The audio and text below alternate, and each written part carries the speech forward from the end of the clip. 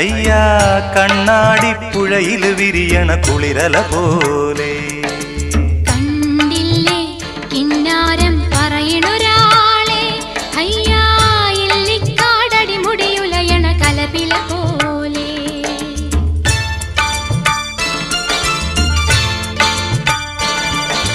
പെണ്ണിന്റെ